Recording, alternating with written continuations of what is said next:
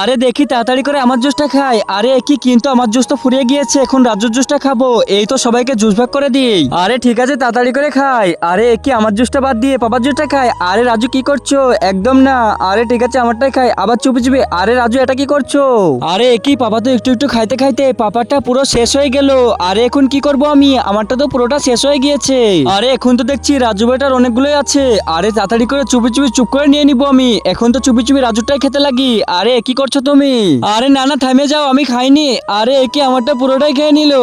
কিন্তু তার আগে হেয়ার লাই পবিত্র কোরআন দেখে যে ভিডিওতে লাইক করে চ্যানেলটিকে সাবস্ক্রাইব করে দিবে এবং এই ভিডিওটি 10 জনের কাছে শেয়ার করে দিবে, তাকে তুমি পরীক্ষায় পাস করে দিও। কমেন্টে বলুন আমিন। আরে রাজুর বাবা, তুমি এটা কি করলে? আরে তুমি তো রাজুটা খেয়ে নিলে।